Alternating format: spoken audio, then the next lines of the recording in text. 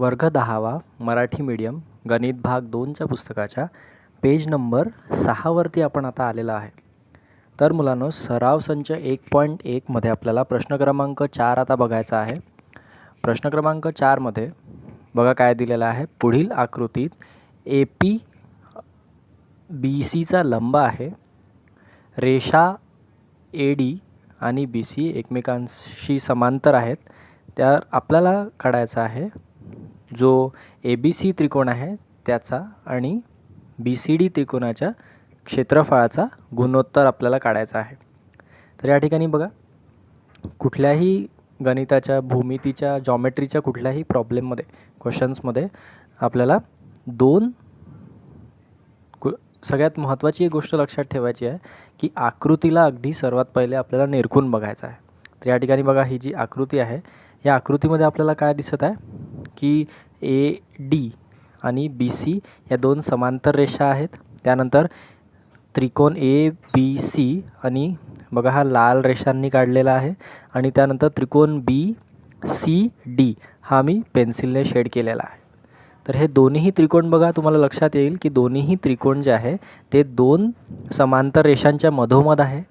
आणि जेव्हा समांतर रेषांच्या मधोमध कितीही त्रिकोण असले तरी त्या सर्व त्रिकोणांची जी उंची असते ती बिलकुल सारखी असते.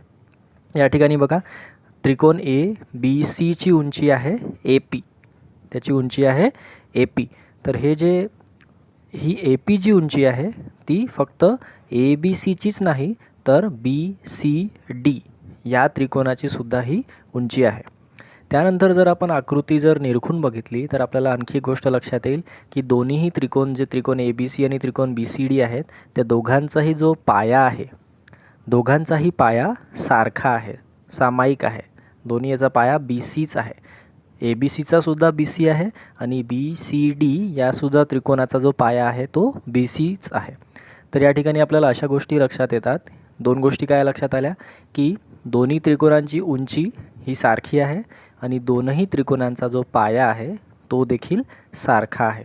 तर आता बघूया रीत कशा प्रकारे आपल्याला हा जो उदाहरण आहे ते सोडवायचं आहे. तर या ठिकाणी बघा, रेख AP रेख BCचा लंब आहे आणि रेख AD आणि रेख BC ह्या दोन्ही एकमेकांशी काय आहे, समांतर आहेत.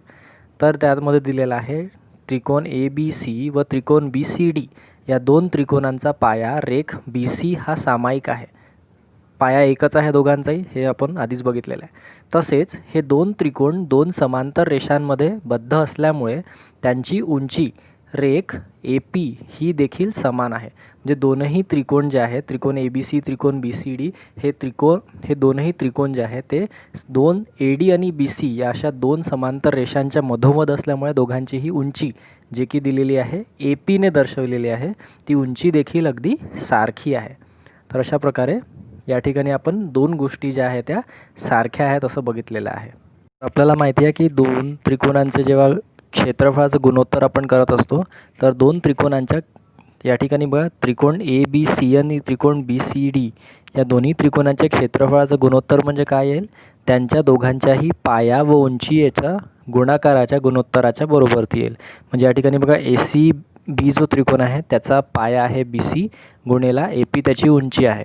त्यानंतर या ठिकाणी खाली बघा, BCD हा जो त्रिकोण आहे BC त्याचा पाया आहे आणि AP त्याची उंची आहे. म्हणजे या ठिकाणी पाया व उंची दोन्ही त्रिकोणांची अगदी सारखी आहे. पाया कटून जाईल, उंचीसुद्धा कटून जाईल. दोन्ही त्रिकोणांचा पाया सामायिक आहे व उंची समान आहे. तर या ठिकाणी दोघांचेही गुणोत्तर जे आहे ते 1/1 अशा प्रकारे आलेलं आहे. आपल्याला प्रश्नामध्ये काय म्हटलेलं होतं की ABC आणि BCD हे जे दोन त्रिकोण आहेत यांच्या क्षेत्रफळाचा गुणोत्तर काढा. तर त्यांच्या क्षेत्रफळाचा गुणोत्तर 1/1 असा आलेला आहे. सराव संच 1.1 मध्ये आता आपल्याला प्रश्न क्रमांक 5 बघायचा आहे. तर प्रश्न क्रमांक 5 मध्ये बघा काय दिलेलं आहे. शेजारील आकृतीत PQ हा BCचा लंब आहे आणि AD हा सुद्धा BCचा लंब आहे. तर पुढील गुणोत्तर काढा. आता काही या ठिकाणी बघा आकृतीमध्ये आपल्याला वेगवेगळ्या प्रकारचे त्रिकोण जे आहेत ते आपल्याला दिसतील. या ठिकाणी त्रिकोण PBC आहे, त्रिकोण ABC आहे, त्रिकोण PQC आहे, त्रिकोण ADC आहे. असे वेगवेगळ्या प्रकारचे त्रिकोण आपल्याला या ठिकाणी या आकृतीमध्ये बघा दिसत आहेत. तर आता आपल्याला काय करायचं आहे, दोन्ही ह्या आकृतींमध्ये जेवढेही त्रिकोण आहेत किंवा ही पूर्ण आकृती जी आहे, या आकृतीच्या आधारावरती आपल्याला हे खालील दिलेले 1, 2, 3 आणि 4 हे चारही गुणोत्तर या ठिकाणी काढायचे आहे. तर या ठिकाणी आता सर्वात पहिला प्रश्न आपण सोडवायचा प्रयत्न करू. सर्वात पहिल्या प्रश्नामध्ये काय दिलेलं आहे आपल्याला, पी क्यू बी. त्रिकोण पी क्यू बी कोणता आहे, पी क्यू बी म्हणजे हा बघा, हा त्रिकोण आहे. तर या त्रिकोणामध्ये आपल्याला म्हटलेलं आहे त्रिकोण पी क्यू बी, बघा तुमच्यासाठी मी शेड करून दाखवलेला आहे. आणि त्रिकोण पी बी आणि सी, त्रिकोण पी बी सी म्हणजे हा खालचा छोटावाला त्रिकोण, हा पूर्ण. तर या दोन्ही त्रिकोणांचे क्षेत्रफळाचे गुणोत्तर आपल्याला काढायचे आहे. तर याच्यामध्ये या दोन्ही त्रिकोणांमध्ये बघा एक गोष्ट आपल्याला लक्षात येते की हा जो पी क्यू आहे, हा पी क्यू बी सीचा काय आहे, लंब आहे. पी क्यू जनरली एक गोष्ट लक्षात ठेवायची आहे मुलांनो, जो लंब असतो तो त्या त्रिकोणांची काय असते, उंची असते. तर यामध्ये बघा पी क्यू बी आणि पी बी सी हे जे दोन्ही त्रिकोण आहेत, तर या दोनही त्रिकोणांची एकच या ठिकाणी उंची आहे आणि ती उंची म्हणजे पी क्यू. म्हणजे या ठिकाणी उंची जी आहे ती अगदी सारखी आहे. तर बघा प्रश्न क्रमांक पहिला जो आहे तो आपण कशाप्रकारे या ठिकाणी सोडवायचा आहे. तर बघा या ठिकाणी म्हटलेलं आहे पी क्यू बी व पी बी सी हे रेख बी क्यू व रेख बी सी या एकरेषीय बी क्यू सी पायांवर उभे आहेत. दोन्ही जे त्रिभुज आहेत त्या एकाच रेषेवरती आहेत. या दोन त्रिकोणांचा शीर्षबिंदू, शिरोबिंदू म्हणजे या ठिकाणी बघा शिरोबिंदू जो आहे तो आहे पी, शिरोबिंदू जो आहे तो पी आहे. म्हणजे बघा दोनही त्रिकोण एकाच रेषेवरती आहे बघा, बी क्यू सी, आणि त्यानंतर त्यांचा शीर्षबिंदू जो की हा पी आहे तो दोघांचाही एकच आहे. तर या ठिकाणी पी हा सामायिक असल्यामुळे बघा, पी हा शीर्षबिंदू सामायिक असल्यामुळे हे समान उंचीचे त्रिकोण आहेत. ठीक आहे, दोघांची उंची अगदी सारखी आहे. ते तर आपल्याला या ठिकाणी बघूनसुद्धा लक्षात येत आहे की पी बी सी आणि पी क्यू बी या दोन्ही त्रिकोणांची उंची अगदी सारखी आहे.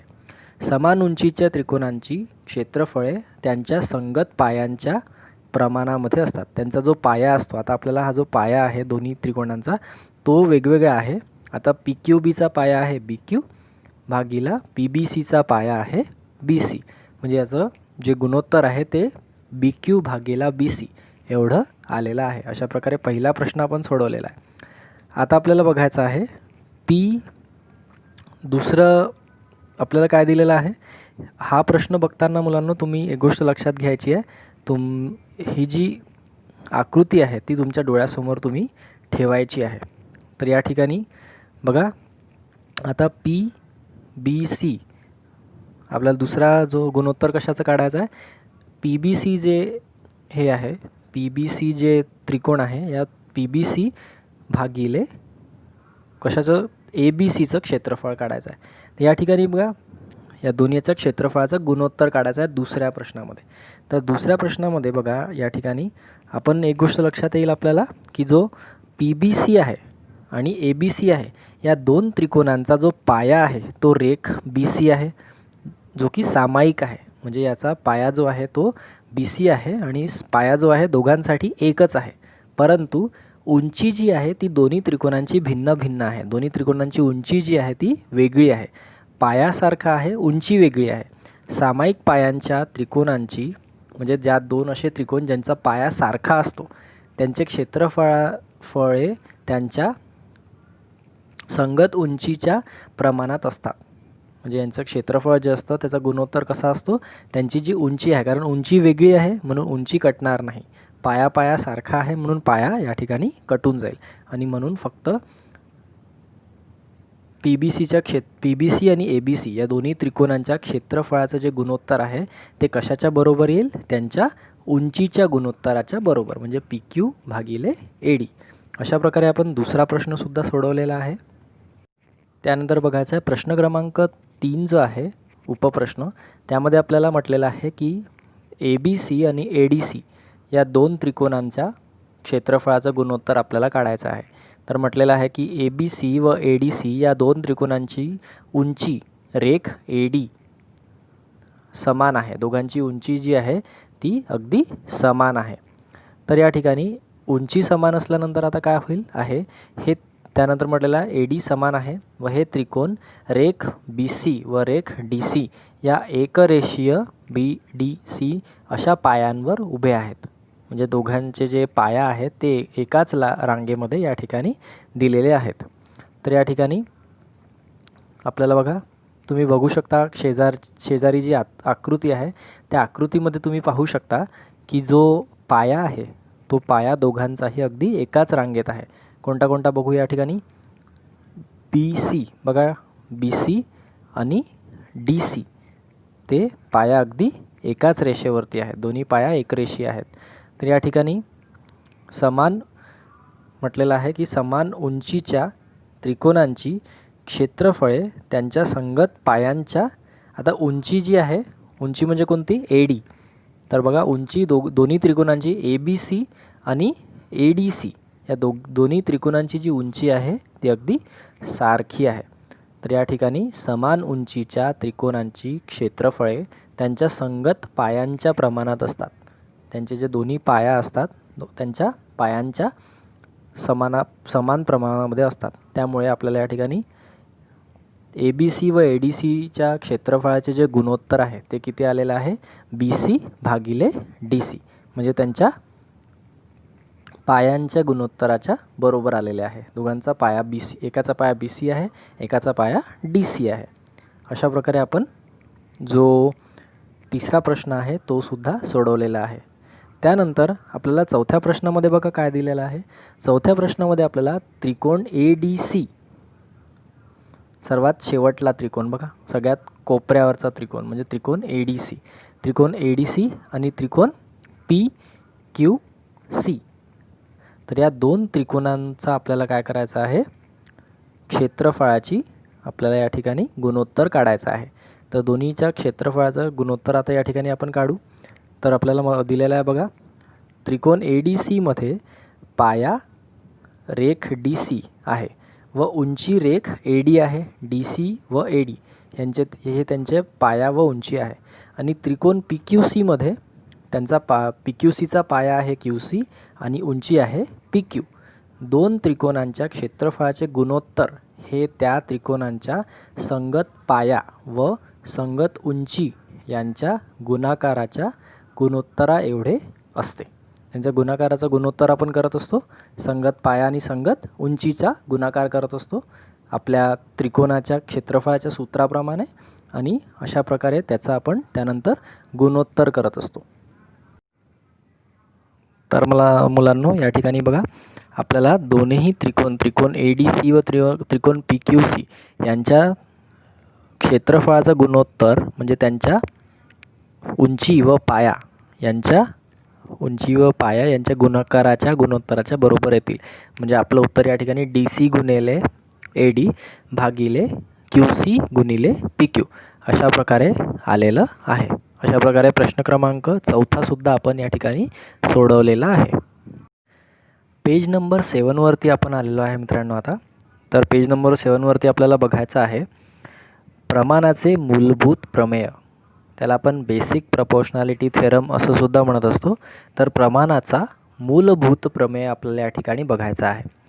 तर प्रमेय काय आहे मित्रांनो, तर प्रमेय आता आपल्याला बघायचं आहे, त्रिकोणाच्या एका बाजूला समांतर असणारी रेष त्याच्या उरलेल्या बाजूंना भिन्न बिंदूत छेदत असेल तर ती रेषा त्या बाजूंना म्हटलेलं आहे की एकाच प्रमाणात विभागत असते. काय म्हटलेलं आहे आपण पुन्हा बघूया. त्रिकोणाच्या एका बाजूला समांतर असणारी रेष. तर आता आकृती बघा मित्रांनो, या ठिकाणी हा जो त्रिकोण आहे, त्रिकोणचं नाव काय आहे या ठिकाणी, त्रिकोण ABC हे या त्रिकोणाचं नाव आहे. तर बघा त्रिकोण AB व C म्हटलेलं आहे त्रिकोणाच्या एका बाजूला समांतर असणारी रेषा. तर ही जी रेषा PQ आहे किंवा रेषा त्याला आपण L नावसुद्धा देऊ शकतो. ही रेषा L जी आहे ती एका बाजूला म्हणजे बघा BCला या ठिकाणी समांतर आहे बघा PQ आणि BC. ह्या दोन्ही ज्या रेषा आहे PQ किंवा L आणि BC, रेषा L आणि बी सी ह्या एकमेकांना काय आहेत समांतर आहेत. ठीक आहे. जर समांतर असेल म्हटलेलं आहे तर ही जी रेषा असते ती काय करत असते त्याच्या उरलेल्या बाजूंना, उरलेल्या बाजू कोणत्या कोणत्या, आता एक बाजूला तर समांतर आहे म्हणजे ए बी सी मधून ए बी सी पैकी बी सीला तर तो समांतर आहे, तर उरल्या कोणत्या ए बी आणि B C, sorry A B आणि ए सी अशा दोन रेषा उरल्या. तर या दोन रेषांना, दोन बाजूंना काय आहे, ती जी रेष एल आहे ती काय करत असते छेदत असते म्हटलेलं आहे. तर बघा या ठिकाणी बिंदू पी आणि बिंदू क्यू अशा दोन भिन्न बिंदूला त्यांनी बिंदूवरती ह्या दोन रेषांना काय केलेलं आहे, या रेष एलनी छेदन केलेले आहे. तर ही रेषा त्या बाजूंना एकाच प्रमाणात विभाजन करते म्हणते. म्हणजे या ठिकाणी हे जे छोटे छोटे भाग तयार झालेले आहेत, तर जसं या ठिकाणी ए पी आणि पी बी, म्हणजे या ठिकाणी बघा ए पी आणि पी बी ह्याचं अंतर ए क्यू आणि क्यू सी याचा गुणोत्तर जो आहे तो ए पी आणि पी बीचा जो गुणोत्तर आहे तो ए क्यू आणि क्यू सी याच्या गुणोत्तराच्या बरोबर आला पाहिजे म्हटलेला आहे. म्हणजे आपण पहिला भाग ए पी बघा या ठिकाणी, त्याच्या खाली आपल्याला घ्यायचा आहे पी बी बघा या ठिकाणी, त्यानंतर ए क्यू म्हणजे हा भाग आणि त्याच्या खाली आपल्याला घ्यायचा आहे क्यू सी. अशा प्रकारे आपण या ठिकाणी असं आपल्याला या ठिकाणी साध्य करायचं आहे.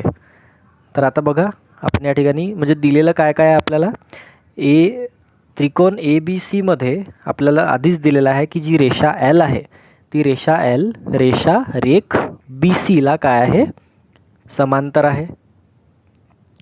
तर त्यानंतर आणि रेखा एल जी आहे बघा, रेखा एल ही बाजू ए बीला, ही जी ए बी ही जी बाजू आहे याला पी बिंदूवरती पीमध्ये आणि ए सी ही जी इकडली बाजू आहे ह्या इकडल्या बाजूला क्यू बिंदूवरती काय करत आहे छेदत आहे. तर आपल्याला काय साध्य करायचं आहे, ए पी भागिले पी बी, ए पी भागिले पी बी आणि ए क्यू भागिले क्यू सी हे दोन्ही अगदी ह्याचे जे गुणोत्तर आहेत तर दोघांचेही गुणोत्तर अगदी सारखे आहे हे आपल्याला या ठिकाणी साध्य करायचे आहे. त्यानंतर आपल्याला थोड्या रचना या ठिकाणी भूमितीय रचना आपल्याला करायच्या आहेत. तर पी व सी रेख पी सी म्हणजे बघा या ठिकाणी आपल्याला या ठिकाणी दिलेलं आहे पी पासून सी पर्यंत एक आपल्याला अशी थेंबांची एक रेष काढायची आहे आणि त्यानंतर बी पासून क्यू पर्यंत आपल्याला एक थेंबांची रेष काढायची आहे. अशा प्रकारच्या रचना आपल्याला या ठिकाणी करायचं आहे. आता म्हणजे बघा या ठिकाणी त्रिकोण तयार झाला, आणखी त्रिकोण तयार झाले. तर आता बघल्या आपल्याला सिद्धता या ठिकाणी बघायची आहे. तर या ठिकाणी बघा सिद्धता बघायसाठी आपण काय करूया, सर्वात पहिले आपल्याला बघायचं आहे त्रिकोण ए पी क्यू. त्रिकोण ए पी क्यू म्हणजे कोणता, हा त्रिकोण ए पी, हा वाला त्रिकोण लहानवाला त्रिकोण, त्रिकोण ए पी क्यू म्हणजे बघा हा लहानवाला त्रिकोण हा वाला. तर त्रिकोण ए पी क्यू आणि त्रिकोण पी क्यू बी म्हणजे हा वाला, हा इकडला त्रिकोण. हे जे दोन त्रिकोण बघा ए पी क्यू या त्रिकोणाला मी असं पेन्सिलने शेडिंग केलेलं आहे ए पी क्यूला, आणि पी क्यू बी याच्यावरती मी अशा उभ्या या ठिकाणी रेषा काढल्या आहेत. तर हे दोन जे काय आहेत, ह्या दोन जे त्रिकोण आहेत तर हे समान उंचीचे त्रिकोण आहे. समान उंची म्हणजे दोघांची उंची किती आहे पी क्यू, दोघांची उंची किती आहे पी क्यू. तर जर या छोट्यावाल्या, हा छोटा जो त्रिकोण आहे हा त्रिकोण आणि हा रेषा ज्या मी काढलेल्या आहे या त्रिकोणा दोघांच्या क्षेत्रफळाचं गुणोत्तर जर आपल्याला घ्यायचं असेल तर याचं क्षेत्रफळाचं गुणोत्तर कसं घेऊ आपण, त्यांच्या पायाच्या बरोबरीच. कारण की त्यांची जी उंची आहे ती उंची तर सारखी आहे, मग उंची घेता येणार नाही आपल्याला, तर आपल्याला त्याच्या पायाच्या बरोबरी म्हणजे ए पी भागिले पी बी असं आपल्याला घ्यावं लागेल. तर बघा या ठिकाणी ए पी भागिले पी बी ह्या दोन्ही त्रिकोणांच्या क्षेत्रफळाचा गुणोत्तर अशा प्रकारे येईल. त्यानंतर आपल्याला तसेच या ठिकाणी बघा त्रिकोण ए पी क्यू आणि त्रिकोण पी क्यू सी, म्हणजे आता या ठिकाणी बघा मी अशा प्रकारे सरळ रेषा करतो, हा त्रिकोण, ठीक आहे. या त्रिकोणामध्ये सुद्धा ए पी क्यू म्हणजे हा शेड केलेला त्रिकोण आणि पी क्यू सी म्हणजे हा उभ्या उभ्या अशा तिरप्या रेषा काढलेला हा त्रिकोण. तर या त्रिकोणांमध्ये आणि या दोन त्रिकोणांचा आता आपल्याला विचार करायचा आहे. पहिले आपण या दोन त्रिकोणांचा विचार केला, आता आपल्याला या दोन त्रिकोणांचा विचार करायचा आहे. तर या दोन त्रिकोणांमध्ये सुद्धा बघा उंची जी आहे ती पी क्यू अगदी सारखी आहे. पी क्यू उंची जी आहे ती अगदी सारखी आहे, दोन्ही याची उंची. त्यानंतर आपल्याला जर या दोन्ही त्रिकोणाच्या क्षेत्रफळाचा जर गुणोत्तर घ्यायचा असेल तर उंची तर आपल्याला घेता येणार नाही, मग ए क्यू भागिले क्यू सी अशा प्रकारे आपण त्याच्या पायाचा गुणोत्तर घेऊ, ठीक आहे. तर आता आपण त्याच्या पायाचा गुणोत्तर घेतलेला आहे. तर याला आपण समीकरण 1 म्हटलेलं आहे आणि दुसऱ्या याला समीकरण 2 म्हटलेलं आहे. तर आता बघा या ठिकाणी त्रिकोण पी क्यू बी व त्रिकोण पी क्यू सी यांच्या रेख पी क्यू हा समान पाया आहे.